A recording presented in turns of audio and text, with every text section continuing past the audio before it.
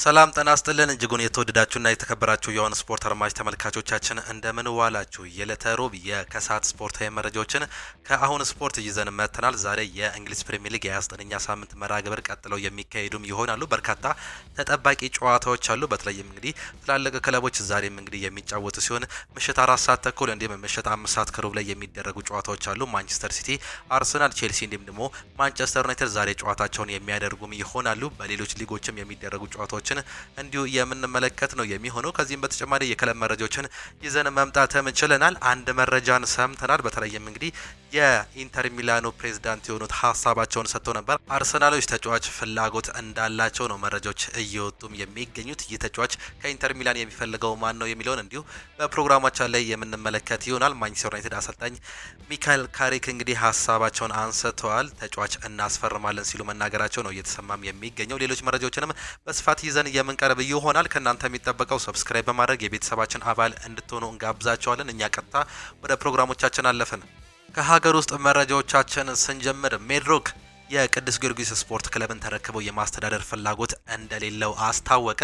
የሼክ መሐመድ አሊ አላሙዲን ንብረት የሆነው ሜድሮክ ኢንቨስትመንት ግሩፕ የቅዱስ ጊዮርጊስ ስፖርት ክለብን ተረክበው የማስተዳደር ፍላጎት የለኝም ሲል ነው ያሳወቀው። ሜድሮክ ቅዱስ ጊዮርጊስ የስፖርት ክለብን ለመረከብ ፍላጎት እንዳለው ተደርጎ በተለያዩ ማህበራዊ መገናኛዎች ዘዴዎች የሚሰራጨው መረጃ ፍጹም ሐሰት ነው በማለት በዛሬው ባወጣው መግለጫ ማጣጣሉን ዳጉ ጆርናል ኩባንያውን መግለጫ አድርጎ አመላክቶናል። ኩባንያው በዚህ መግለጫው ቅዱስ ጊዮርጊስ ክለብን በየትኛውም መንገድ ተረክቦ ለማስተዳደር አላማው ሆነ ፍላጎት የሌለው መሆኑን መግለጹ ከወዲሁ እወዳለሁ ሲሉ ነው የተገለጸው። ስሙን በመጥቀስ መሰረተ ቢስ መረጃ የሚያሰይቅ አካላትን ከድርጊታቸው እንዲቆጠቡም ኩባንያው ማሳሰቡን ነው የሰማነው። ቅዱስ ጊዮርጊስ እግር ኳስ ክለብ ከፍተኛ የሆነ የገንዘብ ችግር እንዲሁም እንዳለበት ደጋፊዎቹ ሲገልጹ ቆይተዋል። ገና ነው የኢትዮጵያ ክለብ እስከ መፍረስ ደረጃ የመድረስ ጋዜጣዊ መረጃ አሁን እንዳለበት ነው እየተገለጸም የሚገኘው። በዚህም የተነሳ የተለያዩ መረጃዎች ምናልባትም ሜድሮክ ይህንን ነገር በግል ሊይዘው እንደሚችል መረጃዎች ወጥተው ቢሆንም በአሁኑ ሰዓት ላይ በወጡ ይፋዊ መረጃዎች ግን ይህ ነገር ከእውነት እየራቀ መሆኑን ነው ዛሬ እየሰማ ነው። ከሀገር ውስጥ መረጃዎቻችን ወጣ ስንል ደግሞ ዛሬ በእንግሊዝ ፕሪሚየር ሊግ 29ኛ ሳምንት መርሃ ግብር ምሽት ላይ የሚደረጉ ይሆናሉ። 5 ያክል ጨዋታዎች ናቸው የሚደረጉት። ምሽት 4 ሰዓት ተኩል እንዲሁም ምሽት 5 ሰዓት ከሩብ ላይ የሚደረጉ ጨዋታዎች አሉ። ማንቸስተር ሲቲ ከኖቲንጋም ፎረስት ምሽት 4 ሰዓት ተኩል ላይ በ29ኛ ሳምንት መርሃ ግብር በኢታድ ስቴዲየም በማንቸስተር ከተማ የሚደረገው ጨዋታ ይጠበቃል። ይህ ጨዋታ እንግዲህ መሪው ጋር ያለውን የነጥብ ልዩነት ለማጥበብ የሚደረግ ፉክክር ይሆናል። በእርግጥ በተመሳሳይ ሰዓት ምሽት 4 ሰዓት ተኩል ላይ ከብራይተን ጋር አርሰናል ከሜዳቸው ውጪም እንግዲህ በአሜሪካን ኤክስፕረስ ስቴዲየም የሚያደርጉ ጨዋታ ተጠባቂም ይሆናል። በአሁኑ ሰዓት ላይ እንግዲህ የዋንጫው አሸናፊ የቶፕ 4 አጠናቃቂው እንዲሁም ደግሞ ማን ይወርዳል የሚለው እንግዲህ ካሁኑ አጓጊ ይሆናል። ገና 10 ሳምንቶች ይቀራሉ። ነገር ግን እጅግ በጣም አጓጊ መሆኑን ነው በእንግሊዝ ፕሪሚየር ሊግ እየተመለከትን የምንገኘው። ማንቸስተር ሲቲ ከአርሰናል ጋር ያላቸው የነጥብ ልዩነት 5 ይገኛል። አንድ ቀሪ ጨዋታ ይቀርባል። ማንቸስተር ሲቲ 30 ጨዋታዎችን ዛሬ የሚያደርገው አርሰናል እንግዲህ በሌሎች ክለቦች ደግሞ ስንመለከት እንደ ማንቸስተር ሲቲ ያሉ ክለቦች ደግሞ 29ኛ ጨዋታቸውን ነው የሚያደርጉት። ይህም እንግዲህ አንድ ቀሪ ጨዋታ ይቀራቸዋል። እንዲሁም በደርሶ መልስ ደግሞ የሁለተኛ የመልስ ጨዋታን ማንቸስተር ሲቲ ከአርሰናል እንዲሁ በዚሁ የሚገናኙም ይሆናሉ። ይህም እጅግ በጣም አጓጊ ያደርገዋል። ዛሬ የሚደረገው ጨዋታ ደግሞ እጅግ በጣም አጓጊ ነው የሚያደርገው። በተለይም ኖቲንጋም ፎረስት በአሰልጣኝ ሾንዳሽ እየተመራ ተከታታይ ጨዋታዎችን ማሸነፍ አልቻለም። የወራጅ ቀጠናው ጫፍ ላይ ነው የሚገኘው። 17ኛ ደረጃ ላይ የተቀመጠ ሲሆን ከወራጅ ቀጠናውም በ2 ነጥብ እንዲሁ ከፍ ብሎ የተቀመጠ መሆኑን ነው እየተመለከትን የምንገኘው። ይህም እንግዲህ ምናልባትም ዛሬ ፈታኝ ጨዋታ ለማንቸስተር ሲቲ ለፔፕ ጋርዲዮላ ይሆናል የሚል ግምቶች እየበዛም ይገኛል። እነዚህ ሁለቱ ክለቦች በታሪክ በተገናኙበት ጊዜ ማንቸስተር ሲቲ 44 ጊዜ ያሸነፈ ሲሆን ኖቲንጋም ፎረስት 31 ጊዜ ያሸንፏል። 28ቱን በአቻ ውጤት ነው ያጠናቀቁት። የመጀመሪያውን ዙር ጨዋታ በኖቲንጋም ፎረስት ስቴዲየም የተደረገውን ጨዋታ ማንቸስተር ሲቲ 2-1 በሆነ ውጤት አሸንፈው ነበር። በጨዋታው ላይ ቲጃኒ ራይንደርስ እንዲሁም ደግሞ ሪያን ቸርኪ ነበር ጎሎቹን በማስቆጠር እንግዲህ ወሳኛን 3 ነጥብ እንዲገኝ መንስኤ የሆኑት። የመጨረሻ 5 የእርስ በርስ ግንኙነትን እንዲሁ ስንመለከት 5ቱንም ማንቸስተር ሲቲዎች ማሸነፋቸውንም ተመልክተናል። ዛሬው ጨዋታ ላይ የማይገኙ ተጫዋቾችን ስንመለከት ኤርሊንግ ብሮት ሃላንድ፣ ኒኮ ኦሬሌ፣ ግቫርዲዮል እንዲሁም ደግሞ ማቴዮ ኮቫቺች በጉዳት ምክንያት የማይገኙ መሆናቸው ነው የተገለጸው። በኖቲንጋም ፎረስት በኩል ስንመለከት እንዲሁ ጆን ክሪስውድ ስቴቫን ኦርቴጋ የመሳሰሉ ተጫዋቾች በዛሬው ጨዋታ ላይ አይገኙም። በእንግሊዝ ፕሪሚየር ሊግ 22 ጎሎችንና 7 አሲስቶችን ማስመዝገብ የቻለው ፊት አውራሪ ኤርሊንግ ብሮት ሃላንድ በዛሬው ጨዋታ ላይ እንደማይገኝ ተገልጿል። ፊል ፎደን፣ ሪያን ቸርኪ፣ ቲጃኒ ራይንደርስ የመሳሰሉ ተጫዋቾች ግን በዛሬው ጨዋታ ላይ የሚጠበቁ ተጫዋቾች ናቸው። በኖቲንጋም ፎረስት በኩል ሞርጋን ጊብስ ዋይት 7 ጎልና 2 አሲስት ያስመዘገበም ተጫዋችም ነው። ይህ ጨዋታ እንግዲህ ምሽት 4 ሰዓት ተኩል ላይ የሚጀምር ይሆናል። ሌላኛው ፉላም ከዌስትሃም ጋር የሚያደርጉት ተጠባቂ ጨዋታም አለ። ፉላም በሜዳውና በደጋፊዎች ፊት ነው ይህን ጨዋታ በክራቨን ኮቴጅ የሚያደርገው። ዌስትሃም ላለመውረድ ከሚያደርገው ጥረት እንግዲህ ዛሬ ከሜዳቸው ውጪ የሚያደርጉት ጨዋታ ይጠበቃል። ፉላም 10ኛ ደረጃ ላይ የተቀመጠ ሲሆን ዌስትሃም በወራጅ ቀጠናው 18ኛ ደረጃ ላይ ተቀምጧል። በአሰልጣኝ ኑኖ ስፕሪንቶ ሳንቶ እየተመራ ያለፉትን ተከታታይ 3 ጨዋታዎች አላሸነፉም። እንዲሁም የዛሬውን ጨዋታ የሚያሸንፉ ከሆነ ከወራጅ ቀጠናው የመውጣት እድል ይኖራቸዋል። ኖቲንጋም ፎረስት በማንቸስተር ሲቲ የሚሸነፍም ከሆነም ማለት ነው ይህ ጨዋታ ተጠባቂም ያደርገዋል። ፉላም ያለፉትን ተከታታይ 2 ጨዋታዎች ማሸነፉን እናስታውሳለን። በተለይም ደግሞ እንግዲህ ቶተናምና ሰንደርላንድን ማሸነፋቸውን ተከትሎ የዛሬው ጨዋታም ቅድሚያ ግምት የተሰጣቸው ክለቦችም ናቸው። በዛሬው ጨዋታ ላይ አንደርሰን፣ ሃሪ ዊልሰን እንዲሁም ደግሞ ኬቨን ሳንቶስ በጉዳት ምክንያት የማይገኙ የፉላም ተጫዋቾች መሆናቸውን ነው እየተመለከትንም የምንገኘው። ሃሪ ዊልሰን 9 ጎልና 6 አሲስት ማስመዝገብ ችሏል። ነገር ግን በዛሬው ጨዋታ ላይ በጉዳት አይገኝም። ራውል ሄምኔዝ 8 ጎልና 3 አሲስት ያስመዘገበ የፉላም ሌላኛው ተጫዋች ነው። ጃሮድ ቦን 8 ጎልና 4 አሲስት በማስመዝገብ እንዲሁም ደግሞ በዌስትሃም ታሪክ በርካታ ጎሎችን የተሳትፎ ያደረገ ተጫዋች እንደሆነ እናውቃለን። ዛሬም የሚጠበቅ የአጥቂ ስፍራ ተጫዋች ነው።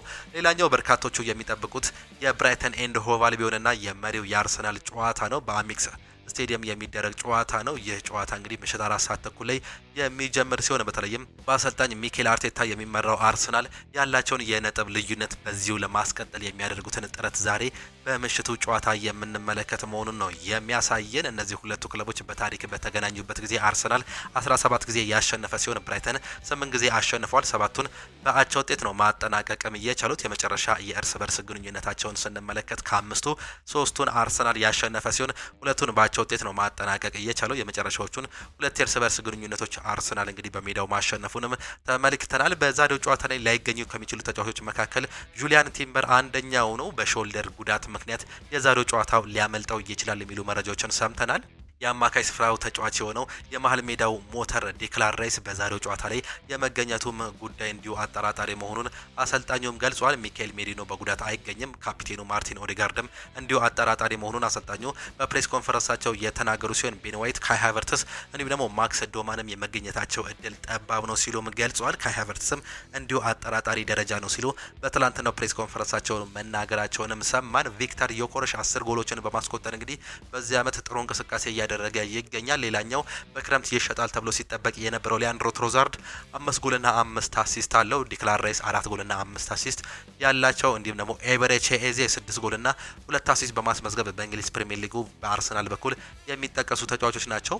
በብራይተን በኩል ዲያኒ ሚታሂ ሚሳ ዊልቤክ 10 ጎሎችን ያስመዘገበ ሲሆን ዲያጎ ጎሜዝ 5 ጎል ያወጠረ የብራይተን ተጫዋች ነው። ቫን ሃቼ 3 ጎልና 2 አሲስት እንዲሁም ደግሞ ያሲን አያሬ 3 ጎልና 2 አሲስት በተመሳሳይ ያስቆጠሩ በዛሬው ጨዋታ ላይ የሚጠበቁ የብራይተን ተጫዋቾች መሆናቸውንም ተመለከትን። ሌላኛው በተመሳሳይ 4 ሰዓት ተኩል ላይ የሚጀምረው የቪላ ፓርክ ጨዋታ አስቶን ቪላን ከቼልሲ ያገናኛል። ይህ ጨዋታ እንግዲህ በቶፕ 4 ላይ እንግዲህ የሚያደርገው ተጽዕኖ ይኖራል የሚሉ መረጃዎችን እንመለከታለን። እነዚህ ሁለቱ ክለቦች እንግዲህ ለቶፕ 4 የሚያደርጉት ፉክክር አሁንም አጓጊ ሆኗል። አስቶን ቪላ በአሁኑ ሰዓት ላይ 4ኛ ደረጃ ላይ የተቀመጠ ሲሆን ቼልሲ 6ኛ ደረጃ ላይ ይዞም ተገኝቷል። አስቶን ቪላ ካለፉት 5 ጨዋታዎች 1 ጨዋታ ብቻ ያሸነፈ ሲሆን ቼልሲ ደግሞ 2 ጨዋታ ብቻ ነው ማሸነፍ የቻለው። ተከታታይ 3 ጨዋታዎችን ቼልሲ ማሸነፍ አልቻለም። ሁለቱን በአቻ ውጤት አንዱን በሽንፈት አጠናቋል። ይህም እነዚህ ሁለቱ ክለቦች ዛሬ የሚያደርጉት ጨዋታ ተጠባቂም ያደርጋቸዋል። አሰልጣኝ ሊያም ሮዚኒየር ከሜዳቸው ውጪ ከአሰልጣኝ ኡናይ ኤምሬ ጋር የሚያደርጉት ፉክክር ዛሬ ተጠባቂም ነው የሚያደርጋቸው። በታሪክ እንግዲህ ቼልሲ 69 ጊዜ ያሸነፈ ሲሆን አስቶን ቪላ 59 ጊዜ ያሸንፏል። 38ቱን በአቻ ውጤት ነው ማጠናቀቅ እየቻሉት። ከመጨረሻዎቹ 5 የእርስ በርስ ግንኙነት ሁለት ጊዜ የተሸናነፉ ሲሆን አንዱን በአቻ ውጤት ማጠናቀቃቸው ያመላክተናል። በአስቶን ቪላ በኩል ጆማጊን ካማራ፣ ዮሃን ቴሌማንስ እንዲሁም ደግሞ ሃርቪ ኤሊዮት እና አንድሬ ጋርሻ በጉዳት ምክንያት አይገኙም። በቼልሲ በኩል ደግሞ ፔድሮ ኔቶ በቀይ ካርድ ምክንያት የማይገኝ ተጫዋች ሲሆን ማርኮ ኩሬላ በሃምስትሪንግ ጉዳት ምክንያት የመገኘት እድሉ ጠባብ ነው ተብሏል። ስቲቫን በተመሳሳይ ሃምስትሪንግ ጉዳት አጋጥሞታል። ጄሚ ኪተንስ እንዲሁም ደግሞ ሌቪ ኮልዊልና ዲያሪዮ ኤሴጎ በጉዳት ምክንያት የማይገኙ ተጫዋቾችም ናቸው። ዣኦ ፔድሮ 11 እና 4 አሲስት በማስመዝገብ እንግዲህ በዚህ ዓመት በቼልሲ ቤት ጥሩ እንቅስቃሴ እያደረገ ይገኛል። አርጀንቲናው ኤንዞ ፈርናንዴዝ 8 ጎልና 2 አሲስት እንዲሁም በተመሳሳይ ኮል ፓልመር 8 ጎልና 1 አሲስት ያስመዘገቡ ተጫዋቾችም ናቸው። በአስቶን ቪላ በኩል ሞርጋን ሮጀርስ 8 ጎልና 5 አሲስት፣ ኦሊ ዋትኪንስ 8 ጎልና 1 አሲስት ያስመዘገቡ ተጫዋቾች ሲሆን ኤሚሊያኖ ቡዌንዳ ደግሞ 5 ጎልና 2 አሲስት አስመዝግቧል። ማቲካሽ 3 ጎልና 2 አሲስት ያስመዘገቡ በዚህ ዓመት የሚጠቀሱ በእንግሊዝ ፕሪሚየር ሊግ ጥሩ እንቅስቃሴ እያደረጉ የአስቶን ቪላ ተጫዋቾችም ናቸው።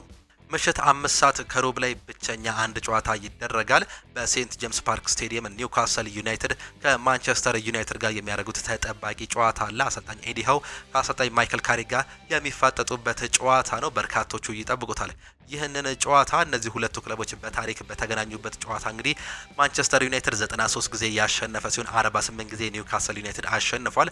41ዱ ደግሞ በአቻ ውጤት ነው ማጠናቀቅ እየቻሉት። የመጨረሻ የእርስ በርስ ግንኙነታቸውን ስንመለከት ሶስቱን ኒውካስል ዩናይትድ ያሸነፈ ሲሆን ሁለቱን ማንቸስተር ዩናይትድ እንዲሁ ማሸነፍም ችሏል። በዛሬው ጨዋታ ላይ እንግዲህ በጉዳት ምክንያት ብሩኖ ጉማሬዝ ላይገኝ እንደሚችል ነው የተገለጸው። የተጫዋች እንግዲህ ጉዳቶች እያሰቃዩትም ይገኛሉ። ያለፈው ጨዋታ ላይ እንደነበር እናስታውሳለን። ሊዩስ ሜሊ፣ ጃኮብ ራምሴ፣ ቲኖ ሊቨርማንቶ፣ ፋቢያን ሻርሌም ደግሞ ኤሚል ክራፍት በጉዳት ምክንያት በኒውካስል ዩናይትድ በኩል አይገኙም። በማንቸስተር ዩናይትድ በኩል ሉክ ሾው አጠራጣሪ መሆኑ ተገልጿል። ፓትሪክ ዶርጉ፣ ማቲያስ ደሊት እንዲሁም ደግሞ ሜሰን ማውንት በጉዳት የማይገኙ ተጫዋቾች ሲሆን ሊሳንድሮ ማርቲኔዝም ለዛሬው ጨዋታ አይደርስም። ነገር ግን ሃሪ ማጉዌር ምናልባትም የመድረስ እድል እንዳለው አሰልጣኝ ማይክል ካሪክም ተናግሯል። ካለፉት 7 ጨዋታዎች 6ቱን በማሸነፍ አንዱን አቻ በመውጣት እንግዲህ ጥሩ ሪከርድ መሰብሰብ እየቻሉት ከ1972 በኋላ ለመጀመሪያ ጊዜ ጥሩ ሪከርድ ማስመዝገብ እየቻሉት አሰልጣኝ ማይክል ካሪክ ዛሬም እንግዲህ ያሸነፉ ይሆን የምንመለከት ይሆናል። ካፕቴን ብሩኖ ፈርናንዴዝ 13 አሲስት እና 7 ጎል በማስመዝገብ እንግዲህ በዚህ ዓመት በማንቸስተር ዩናይትድ ከፍተኛ ኮከብ ጋር አግቢነቱን እየመራ ይገኛል። ብሪያን መቤሞ 9 ጎልና 3 አሲስት፣ ቤንጃሚን ሴስኮ 8 ጎልና 1 አሲስት፣ ማቲያስ ኩኛ 6 ጎልና 2 አሲስት ያስመዘገቡ ተጫዋቾችም ናቸው። ብሩኖ ጉማሬዝ 9 ጎልና 4 አሲስት በማስመዝገብ በኒውካስል ዩናይትድ በኩል የሚጠቀስ ሲሆን ኒክ ወልተማዴ 7 ጎልና 2 አሲስት፣ ሃርቬ ባርነስ 5 ጎል ያስቆጠሩ ተጫዋቾች መሆናቸውንም ተመለከትን። ይህ ጨዋታ እንግዲህ ለማንቸስተር ዩናይትድ እጅግ በጣም ወሳኝ ያደርገዋል። በተለይም እንግዲህ በአሁኑ ሰዓት ላይ 3ኛ ደረጃ ላይ መቀመጡን እንዲሁም ከአስቶን ቪላ ጋር ተመሳሳይ 51 ነጥብ በመያዝ በጎል በልጦ 3ኛ ደረጃ ላይ የተቀመጠ ክለብ ነው። ቶፕ 4 ውስጥ ለማጠናቀቅ የዛሬው ጨዋታ ማሸነፍ ግዴታ ውስጥ ይገባል። በተለይ ከዚህ በኋላ የሚደረጉ ጨዋታዎች እንግዲህ ለእያንዳንዱ ክለቦች ማለትም ለአርሰናል፣ ለማንቸስተር ሲቲ፣ ለማንቸስተር ዩናይትድ፣ አስቶን ቪላ፣ ሊቨርፑል፣ ቼልሲ፣ ብሬንትፎርድ እንዲሁም ደግሞ ለኤቨርተን እጅግ በጣም ወሳኝ ጨዋታ ነው የሚሆኑት። እነዚህ እስከ 8 ያሉ ክለቦች እንግዲህ ቶፕ 4 ውስጥ ለማጠናቀቅ ከፍተኛ እድል ይኖራቸዋል። በተመሳሳይ ወራጅ ቀጠና ውስጥ እንደ ኖቲንጋም ፎረስት፣ ዌስትሃም፣ በርንሌ እንዲሁም ደግሞ ቶተናም ያሉ ክለቦች እንግዲህ ላለመውረድ የሚያደርጉት ፉክቻ እንግዲህ ካሁን በኋላ እጅግ በጣም አጓጊ ያደርገዋል የእንግሊዝ ፕሪሚየር ሊጉን። በስፔን ላ ሊጋም አንድ ጨዋታ ይደረጋል። ሪዮ ቫይካኖ ከሪያል ኦቪዶ ጋር የሚያደርጉት ጨዋታ ይጠብቃል። ምሽት 5 ሰዓት ላይ ነው የሚደረገው። በኮፓ ዴላሬ ሪያል ሶሴዳድ ከአትሌቲኮ ቢልባኦ የመልስ ጨዋታቸውን የሚያደርጉም ይሆናሉ። በጀርመን ቡንደስሊጋ ሃምበርገር ከባየር ሊቨርኩሰን ጋር የሚያደርጉት ጨዋታ ሲኖር፣ በኮፓ ኢታሊያ ላዚዮ ከአታላንታ የሚያደርጉት ጨዋታ የዛሬ ተጠባቂ ጨዋታዎችም ናቸው። ወደ ክለብ መረጃዎቻችን ስናልፍ ደግሞ ቅድሚያ አርሰናልን እናገኛለን። አርሰናል ከቼልሲ ያደረጉትን ጨዋታ ተመልክቻለሁ። እጅግ አስጠሊታ ጨዋታ ነው የተመለከትኩት። አሁን ላይ እግር ኳስ ማራኪነቱን አጥቷል ሲል ይናገራል። ተመልክተው አርሰናል ከቼልሲ ጋር ያደረጉት ጨዋታ ተጫዋች ኮርና እንዲሁም ደግሞ ረጃጅም የእጅ ኳሶችን ለማግኘት የዚያን ያህል እድል ለመፍጠር ሲሞክሩም ነበር። ከእንግዲህ እግር ኳስ ላለማየት ወስኛለሁ፣ በጣም ነው የደበረኝ ሲል ሩድ ጉሌት ይናገራል። በአሁኑ ሰዓት ላይ የቆሙ ኳሶች በእንግሊዝ ፕሪሚየር ሊግ እጅግ በጣም ወሳኝ መሆናቸውን ተመልክተናል። ነገር ግን ጨዋታ እየተመለከተን አይገኝም። እጅግ በጣም እያስጠላም ነው የሚገኘው። ጨዋታ ላለማየት አሁን እየወሰንኩኝ እገኛለሁ ሲል እንዲሁ መናገሩን ሰማን። የኢንተር ሚላን ፕሬዝዳንት ማሮታ ይናገራሉ። አርሰናል ጭምጭምታዎች ቢኖሩም ፔሮ ኢስፖሲቶን ለማስፈረም አልጠየቀም ሲሉ ነው እንዲሁ እየገለጹ የሚገኙት። ከፍተኛ ተጫዋቻችንን ለመሸጥ አላሰብንም። የተጫዋቾች ግብይት ቅድሚያ የምንሰጠው ጉዳይ አይደለም። ፔሮ ኢስፖሲቶ ለወደፊታችን ቁልፍ እንዲሁም ደግሞ እንቁ ተጫዋች አድርገን እንመለከተዋለን። ወደፊት ማንኛውም ነገር ሊከሰት ይችላል። ነገር ግን አብረን እንመልከት። አርሰናል ይህን ተጫዋች ይፈልገዋል የሚሉ መረጃዎችን ግን አሁንም ልናረጋግጥ አልቻልንም ሲሉ ነው የሚገልጹት። አርሰናል ይህን ተጫዋች የግላቸው ለማድረግ በክረምት በርካታ ሙከራዎችን ዝውውሮችን ሊያደርጉ እንደሚችል ዘ አትሌቲክስ ጨምሮ ከዚህ በፊት መረጃዎችን ተመልክተንም ነበር። በክረምት የዝውውር መስኮት በርካታ ተጫዋቾችን ምናልባትም አርሰናሎች እንዲሁ ዳግም ሊመለከቱ የሚችሉ ሲሆን ቅድሚያ የሚሰጡት እንደዚህ አይነት እንደ ኢስፖሲቶ ያሉ ተጫዋቾች መሆናቸው ነው የተገለጸው። ማይክል ካሪክ በእግር ኳስ አይቻልም አይባልም አርሰናል ላይ ልንደርስ እንችላለን ሲል የራሱን ሀሳብ መስጠቱን ነው የገለጽ ነው። የማንቸስተር ዩናይትድ ዋና አሰልጣኝ የሆነው ማይክል ካሪክ ቡድናቸው ወደ መሪነት ሊመጣ የሚችልበት እድል መኖሩን እየተናገሩም ይገኛሉ። አርሰናል ላይ ስለ መድረስ እያሰበው እንደሆነ የተጠየቁት ማይክል ካሪክ በእግር ኳስ የትኛውም ነገር አይሆንም ማለት አይቻልም ሲሉም ገልጸዋል። አክሎም የት እንዳለን ማወቅ እንዲሁም ደግሞ ጨዋታዎችን ማሸነፍ ነው ማተኮር የሚጠበቅብን፣ ቀጥሎ የሚፈጠረውን እንመለከታለን ሲሉም ገልጸዋል። አክሎም ይህንን ነገር ከተናገሩ በኋላ ከኛ በላይ ሁለት ጠንካራ ቡድኖች አሉ፣ እንዲሁም በአካባቢያችን ጥሩ ቡድኖች አሉ። ጥሩ ጉዞ አድርገናል፣ ነገር ግን ብዙ መደሰት የለብንም ሲሉ ካሪክ ይናገራሉ። ቡድኑ እንዲረጋጋ ያሳሰቡት ካሪክ በራስ መተማመን መገንባት እንዲሁም የት እንደምንደርስ ማየት አለብን፣ ምን ቢፈጠር መፋለማችንን እንቀጥላለን በማለትም ነው እየተናገሩም የሚገኙት። የ10 ነጥብ ልዩነት ምናልባትም አሁን ሊጠብ የሚችልበት እድል አለ። ይህ በእንግሊዝ እንዲሁም በእግር ኳስ ደግሞ አይሆንም ማለት አይቻልም ሲሉ ነው የገለጹም የሚገኙት። ማንቸስተር ዩናይትድ የክንፍ ተጫዋች ለማስፈረም እንደሚፈልግም ተገልጿል። ማንቸስተር ዩናይትድ ቀጣይ ክረምት የግራ ክንፍ ተጫዋች ለማስፈረም እንደሚመለከት ነው እየተገለጸም የሚገኘው። ክለቡ በቀጣይ ቡድኑን ለማጠናከር ከሚፈልጋቸው ቦታዎች የግራ ክንፍ ቦታ አንዱ መሆኑን ነው አሰልጣኝ ማይክል ካሪክም ያረጋገጡት። ማቲያስ ኩኛ በዛ ቦታ መጫወት ይችላል፣ አማድ ያለውም እንደዛው፣ ነገር ግን ማጠናከር አለብን ሲሉ ማይክል ካሪክ መናገራቸውንም ሰማን። ማንቸስተር ዩናይትዶች እንግዲህ በክረምት የዝውውር መስኮት አማካይ ስፍራ ተጫዋች እንዲሁም ሌሎች ተጫዋቾችን እንግዲህ በተለይም የክንፍ ተጫዋች ሊመለከቱበት የሚችሉበት እድል እንዳለ ነው መረጃዎች እየተመለከትን የምንገኘው። ማንቸስተር ዩናይትድ በክረምት የዝውውር መስኮት የግራ የክንፍ ተጫዋችን ለማስፈረም ወደ ገበያ እንደሚወጣ ማረጋገጣቸው የተገለጸ ሲሆን በእርግጥ ሊታሰብበት የሚገባ ጉዳይ ነው ሲሉም እንዲሁ ማረጋገጣቸውንም ሰማን። ቤንጃሚን ሴስኮ ወደ ማንቸስተር ዩናይትድ ሲዘዋወር በዚያ ጊዜ በማንቸስተር ዩናይትድ ውስጥ የነበረውን ራስመስ ሆይሉንድን በማክበር 9 ቁጥር ላለመቀበል ፈቃደኛ አልነበረም ሲሉ ገልጿል። ራስመስ ሆይሉንድ ክለቡን እስኪለቅ ድረስ መጠበቅ ታሳቢ ተደርጎ የነበረ ቢሆንም ከዚህ ይልቅ ለሳልዝበርግ ጀምሮ የነበረውን 30 ቁጥር መርጧል ሲሉም ይገልጻሉ አትሌቲክስ በዘገባቸው። ይህም እንግዲህ በክብር ምክንያት መሆኑን አትሌቲክስ አገኘት ያለውን መረጃም ያሳያል።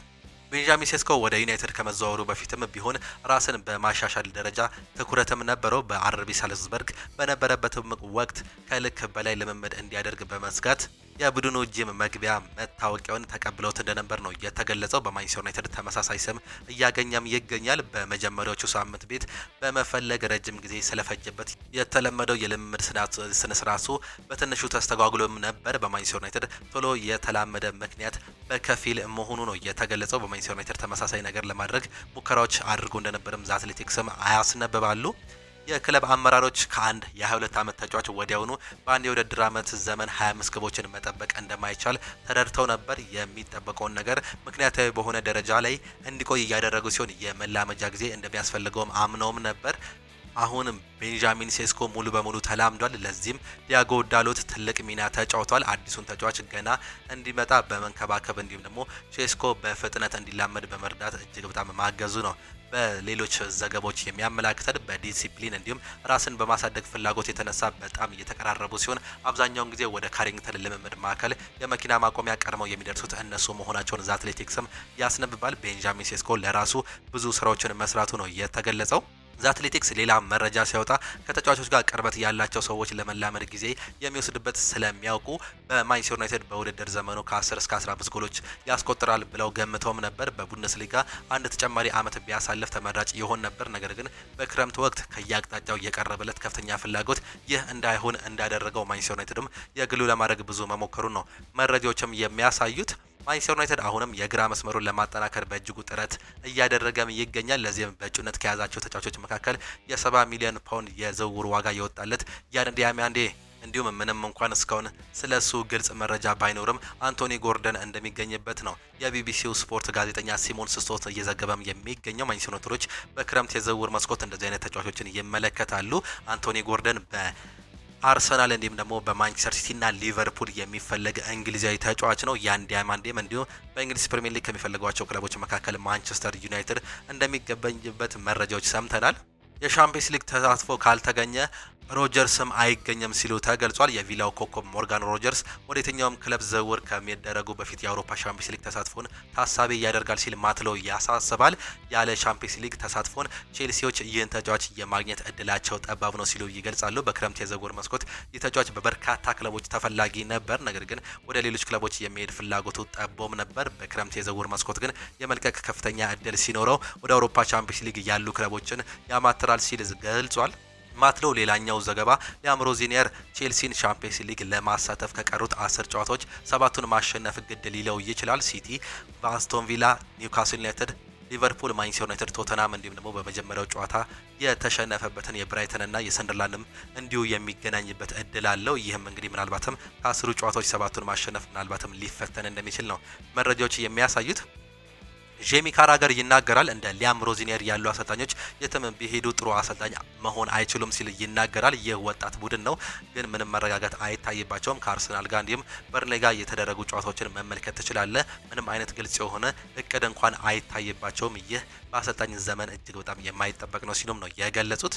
ፔፕ ጋርዲዮላም ይናገራሉ። ሊጉ ጥሩ አይደለም በተባለው አልስማማም ሲሉ ነው የተናገሩት። የማንቸስተር ሲቲው ዋና አሰልጣኝ ፔፕ ጋርዲዮላ ሊጉ በዚህ ዓመት ጥሩ አይደለም የሚል አስተያየት እንደማይስማሙ ገልጿል። ሊጉ በዚህ ዓመት ጥሩ አይደለም የሚለው አልቀበልም ያሉት ፔፕ ጋርዲዮላ አሸናፊው በጥሩ ብቃት አያሸንፍም መባሉ ልክ አይደለም ሲሉ ነው የገለጸው። አክሎም ፕሪሚየር ሊጉ በጣም ከባድ ሆኗል፣ በጣም አስቸጋሪ ነው ሲሉም መናገራቸውን የሰማን ሲሆን ሁሉም ቢሆንም በቆመ ኳስ እንደ አርሰናል ጠንካራ መሆን እንዲሁም ደግሞ አስተማማኝ ከባቢ መፍጠር ይፈልጋል። እኛ ትንሽ ጥሩ አይደለንም በዚህ ቦታ ሲሉ ገልጾት እንደነበር ነው የሰማ ነው።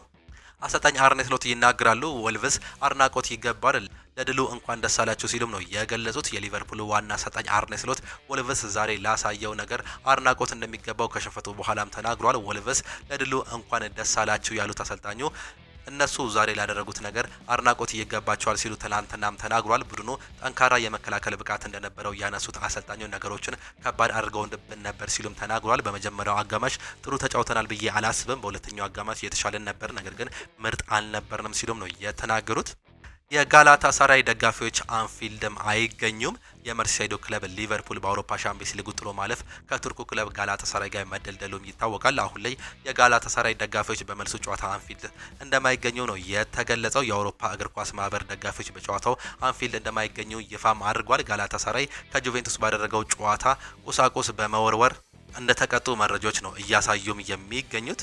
ዶናልድ ትራምፕ ይናገራሉ። ኢራን በዓለም ዋንጫ ብትሳተፍ ግድ የለኝም ሲሉ ነው የተናገሩት። የአሜሪካው ፕሬዚዳንት ዶናልድ ትራምፕ ኢራን ሀገራቸው ክረምት ላይ በምታስተናግደው የ2026 የዓለም ዋንጫ ውድድር ላይ ብትሳተፍ ግድ የለኝም ሲሉም ተናግሯል። የዶናልድ ትራምፕ አስተያየት የመጣው አሜሪካ እንዲሁም ደግሞ እስራኤል በኢራን ላይ ባደረሱት ጥቃት ምክንያት ሲሆን ኢራንም እየተባባሰ በመጣው ግጭት ባህረ ሰላጤውን በአሜሪካ አጋር በሆኑ ሀገሮች ላይ ጥቃት በመሰንዘር ምላሽ እየሰጠች ባለችበትም ወቅት ነው። አሜሪካ በፈረንጆቹ አቆጣጠር ከሰኔ 11 እስከ ሐምሌ 19 ባለው ጊዜ ውስጥ ከካናዳ እንዲሁም ደግሞ ሜክሲኮ ጋር በመሆን የሚካሄደውን የዓለም ዋንጫ በጋራ ለማዘጋጀት እየተጠባበቀችም ትገኛለች። ታዲያ የኢራን በዓለም ዋንጫ ያላት ተሳትፎ ምን ሊሆን ይችላል የሚለውን ጉዳይ የአሜሪካው ፕሬዚዳንት ዶናልድ ትራምፕ እንደተናገሩት ኢራን በውድድሩ ብትሳተፍ በእርግጥ ግድ የለኝም፣ አሁን ላይ ኢራን በጣም የተሸነፈች አገር እንደሆነች ነው የማስበው ሲሉም ተናግሯል። ኢራን ለአራተኛ ተከታታይ ጊዜ በዓለም ዋንጫው ለመሳተፍ ዝግጅቷን እያደረገች ሲሆን በተደለደለችበት የምድብ ማጣሪያ በሲያትል ከግብጽ ጋር፣ በሎስ አንጀለስ ደግሞ ከኒውዚላንድ ጋር፣ ከቤልጂየም ጋር የዓለም ዋንጫ የመጀመሪያ የምድብ ጨዋታን ለማድረግ መደለሏ የሚታወስም ጉዳይ ነው። ባለፈው ክረምት አሜሪካ በሀገሪቱ ውስጥ 3 የኒውክሌር ተቋማትን በቦምብ በደበደበችበት ወቅት ኢራን ከውድድሩ ራሷን አለማግለሏ የሚታወስም ጉዳይ ነው። ነገር ግን በአሁኑ ወቅት ባለው ከባድ ሁኔታ የተነሳ የኢራን የእግር ኳስ ፌዴሬሽን እንደተናገሩት በተሳትፏቸው ላይ ጥርጣሬ እንዳሳደሩ ነው የተዘገበው። ታጅ ለኢራን ቴሌቪዥን እንደተናገሩት የዓለም ዋንጫ በተሳተፉበት መልክ መመልከት እንችላለን፣ ከሚጠበቀው በላይ ነው በማለትም ተናግሯል። የሀገሪቱ ስፖርት ባለስልጣን እንግዲህ እርምጃው አስፈላጊ ከሆነ እንመለከተዋለን ሲሉም ገልጿል። የፊፋ ዋና ጸሐፊ የሆኑት ማቲያስ ግራስትሮቭ ባሳለፍነው ቅዳሜ እንደገለጹት ትኩረትም ሁሉ የሚሳተፍበት ደህንነት የተጠበቀ የዓለም ዋንጫ እንዲኖር በማድረግ ነው ሲሉ መናገራቸውንም ሰምተንም ነበር።